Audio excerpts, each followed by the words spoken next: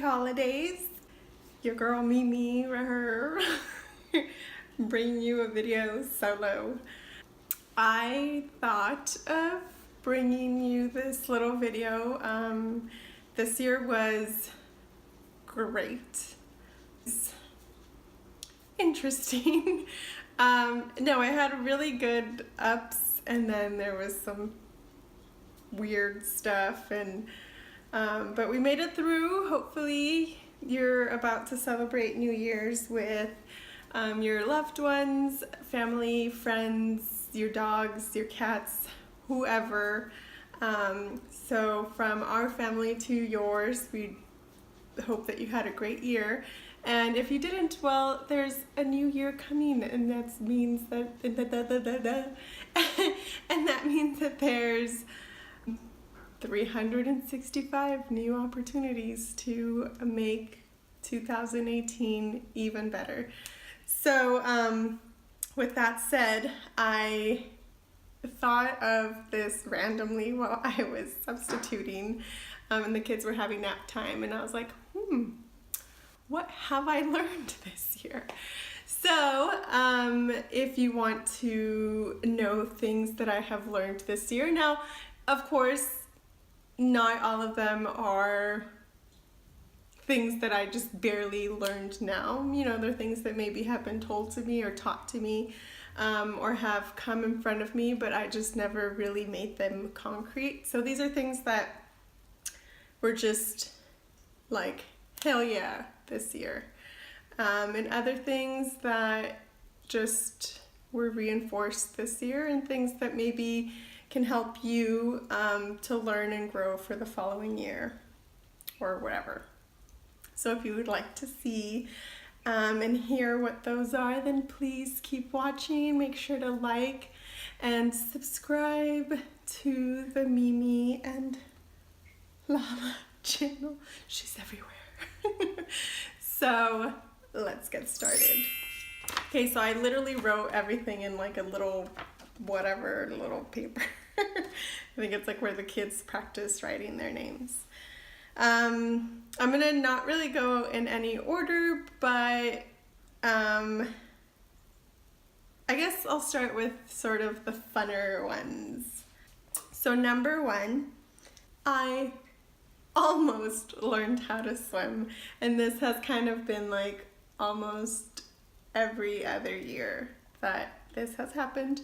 But this year, one of my best friends took my sister and I to go swimming at the gym, and she was teaching us how to swim. So I actually kind of swam for quite a bit, you know, in good form and all that. So yeah, that's fun. I wish I could learn how to actually swim, because I would love to enjoy summer a little more by swimming out to shore. Or wait, away from shore? I don't know. Anyway, number two, and this is where it starts getting a little more deep, so buckle in. Don't put your efforts in someone that doesn't believe in you. So this year I pretty much stood up for myself in terms of how I want to be treated in the work field that I'm in. And I left the place that I worked at, but there's a lot of things that happened that made me realize that I don't want to work for someone, and for someone I mean like the boss. I mean, ultimately I'd like to be my own boss. That's really the goal. But while I'm working for someone else, I really don't want to be working so hard for someone who really doesn't believe in you. And especially when other people start seeing that, and other people start telling you your worth versus how you've been feeling because of your boss, or even in a relationship or whatever other situation that you're in. I guess just know your worth and accept it. So, you know, I did that, and I had to go through a little bit of a hard time in order to be where I'm at right now, but I feel so much better. And as soon as I took myself out of that situation, I felt so much better about myself, and people noticed it too. So, yeah. Number 2 is do something that you love at least once a week, or if you can, once a day. So for me, that's dancing, that's watching dance, that's YouTube with Lala. So, you know, we try to really do that at least once a week and just treat yourself. So it's important. And I've always kind of done that on my own without anyone telling me to do that. But really doing something that you love will make life more enjoyable. And number 3, I learned that stress is so bad for your body. And excuse me, I kind of already knew this, but I went through a lot of stress this year, which really made me see how it affects my body. So, and stress affects everyone.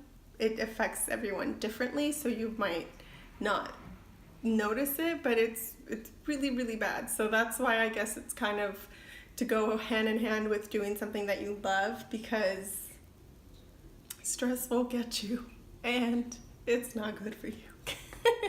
So, yeah, boo stress. Number 4 is I've learned, and I mean, I guess this is kind of one of those things that was always in front of me, but I just never really took notice, and that's the fact that a lot of people live their lives and like they just live them to feel comfortable. So, you know, when my husband and I were looking to move out and, you know, where our lives are taking us, you know, while we're together, where we want to take our lives, I kind of looked around me, you know, looked around people at work, looked around people in my family, friends, all of that, and I, you know, even strangers, TV, everything. I kind of really tried to examine people's lives, and the majority live just to be comfortable. So, and that's not necessarily a bad thing. And some people, you know, I feel like my parents live a very comfortable life, but they worked so hard to get there, and they went through leaps and bounds, you know, leaving their country, leaving their families. So where they are right now is not conforming to, you know, it's pretty much like they're living out their dream. So I guess in terms of that is finding my dream that I want to live out, and the dream that my husband and I want to live out together. So, but a lot of people really do, I mean, okay, let me backtrack. So when we were going through all of this apartment hunting and, you know, looking for jobs and things like that, I would go through parts of LA, little communities, and just how people pretty much just live their lives to the minimum. So they don't want to go out of their comfort zone. They don't want to leave their little, you know, and it's, I don't know. Like I don't want to be judgmental, because I don't know what any of those people are going through. But I just did notice that it was kind of a pattern for a lot of people, which is understandable, because, you know, leaving your comfort zone is hard. It's easier to stay in your comfort zone, hence what most people do. So I would really like to fall out of that. Like I would want to push myself to see how far I can get. And I'm not sure what that might be right now, but I just know that I don't want to conform to the minimum, if that makes sense. Number 5, I realized without crying right now, because I did cry, that mom, hey, I'm gonna get teary. My mom is my rock and my dad. I couldn't find the word for him, so Lala was like, maybe he's like water. And I was like, huh? And she's like, yeah, because he just like flows and he makes your life flow. And now this isn't something new. Obviously I love my parents so much, but moving out even at an old age was very hard, and it really made me realize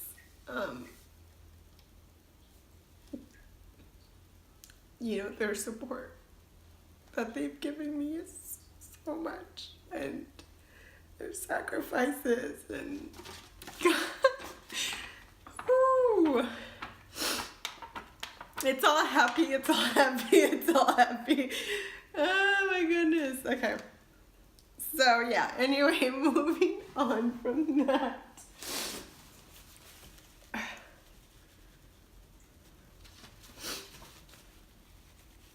What more can I say about that? So, okay, number 6, I don't even know if I'm counting these anymore, but number 6 is, or no, number 6, number 5, I don't know, is pick up the phone and call. Now, if you've watched our 20 Facts About Us, check it out if you want. It was like one of our first videos. We talked about, Lala and I both talked about how much we hate talking on the phone, and that, I don't know if people find it weird, but literally, my husband and I don't really talk on the phone for hours. Like, we'll call each other just to make sure that we're okay when we're away from each other. And pretty much the only person that I'll talk to is my best friend, Cindy. But other than that, I don't really pick up the phone and call people. But now that I'm living on my own, I want to reach out to people because I want to keep that connection. I want to be able to keep in touch. KIT. Do you guys remember that from your yearbooks? It's just kind of been like, okay, I gotta remember to call my mom. I gotta remember to call my dad. And everyone else that I don't see on an everyday basis now that we're a little bit further away. Number 7, earlier this year I quit my job and then I started substituting. So that's kind of what I'm doing now, and I like it because I get to see a lot of different schools, a lot of different strategies, yada yada yada. I don't want to bore you with that, but I did realize that children are not for everyone, and I already kind of knew this, but even for me. And I mean, I love kids and they're like funny and everything, but I loved my class that I had. They were like awesome kids. They were my first experience, and we kind of turned it into like this really awesome little thing. But outside of that, I think it's more of the preschool age kids that I may be running out of patience for. School age kids I'm cool with. Like, we get it, we're here, like, we understand each other. You're cool with me, I'm cool with you. You're not cool, there's gonna be, certain consequences that I don't want to do, but so I don't know, that was just kind of a slight realization, I guess. I don't know. And next one is, if someone appreciates you, loves you, cares for you, whatever, they will show it to you. So if you feel that they're showing it to you, understand that they do. If you don't feel that, then they don't. It's fairly simple. I mean, there's slight complications here and there, whatever, but it's really that simple. Someone cares for you, someone appreciates you, they will show you. Someone doesn't, and they don't do it, there really is no excuse. There isn't a no time, so busy, blah, blah, blah, blah, blah. I feel like I keep moving. Okay. Life begins when you let it begin. So let that be today, or now. And by that I mean that, even myself, I've been guilty of this, is, I'm going to be happy when I have this, I'm going to be happy when this or that, or, I'm going to really enjoy this or whatever. the case may be. And girl, time is ticking. Time is running. Time does not wait. And your life is moving, and you really have to pretty much enjoy every single moment of it and not wait for next year, because next year might not come for you. So all you have is here and now. So I'm not gonna say that I'm constantly 24/7 living in the here and now. Obviously I plan for ahead of time and things like that, but just in the general sense, don't waste your time that you are living in right now for something in the future that may or may not happen. So yeah. Number whatever. Don't be overconfident. So obviously confidence is great. You need confidence. You should exude confidence. Yada, yada, yada. Don't be cocky, I guess is kind of the word. Or don't ever feel like you know it all. Don't ever feel like you're the greatest, whatever. Stay humble in that same sense. So be kinder to Earth. So Earth needs our help.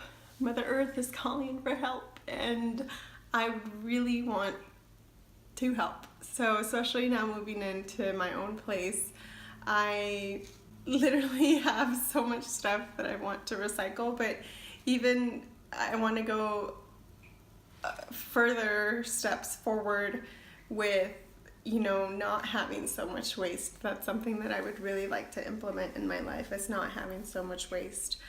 Adopting a more plant-based life, vegan life,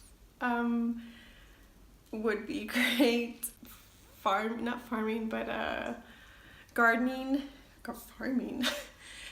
Gardening. I started growing my own lettuce, but I still kind of have to figure it out. It's a little bit rough. Maybe I don't have the green thumb for it, but I'm sure I am going to try, because it makes me so sad that we have so much trash and so much crap that we've used up. So yeah, hopefully you can be kinder to Earth too.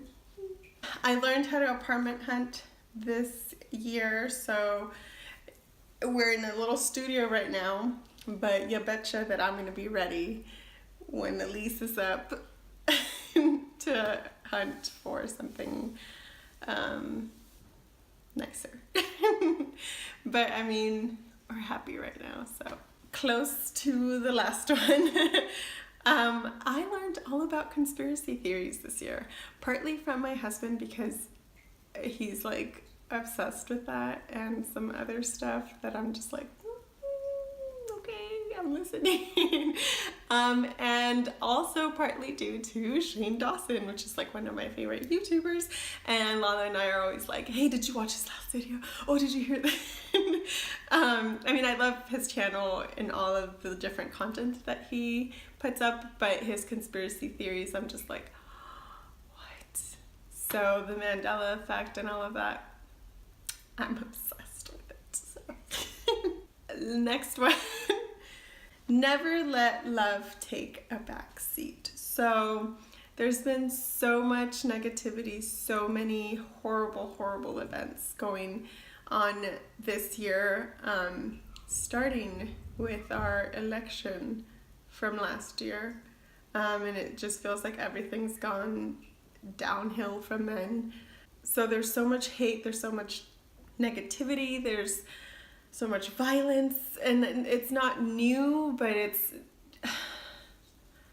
I feel like people, I don't know, it's very sensitive to speak about, but I just wish that love would never take a backseat any day. So not just on the days that those horrible events happen or horrible things happen that people come forward, but every day love should be the first thing, the first, smile to another person, I don't know, just kindness going through, and like true love for thy neighbor. I don't know, it's just, and even just in your personal relationships and your arguing and stuff. Number 16 is that I am meant for more.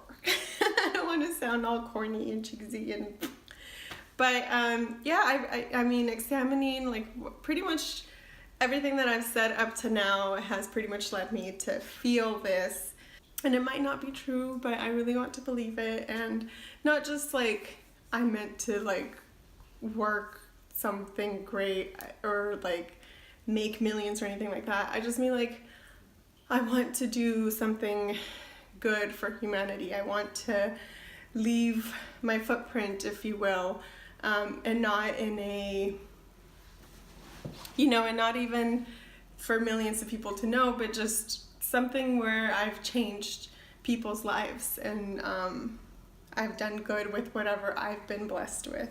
So I just know that I feel like I'm meant for more than just living my life out and giving here and there, but something greater. I want to build something for myself that then I can take from that and be able to share. I would be able to share so much more. So I mean, I don't know exactly how that will happen, but we'll see. Stay tuned for that.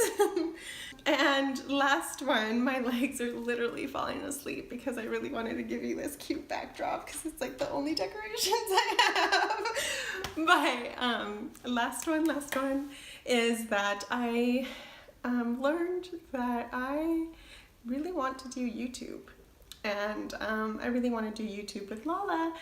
And I really want to take this forward and continue to make videos and continue to make them more, continue to make them fun and, make some meaning out of certain things, and hopefully create a community where we're all supportive towards each other. And it seems like I'm really growing fond of this platform, I guess you could say, and its whole process and everything. I mean, the algorithms are low cray, but it's okay. We got it. But yeah, I really kind of learned that this year because we filmed so much and we really got into it.